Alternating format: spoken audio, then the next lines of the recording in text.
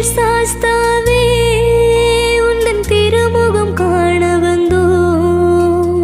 ஹரிஹர ரூபிணியே உந்தன் அருள் பெற ஓடி வந்தோம்.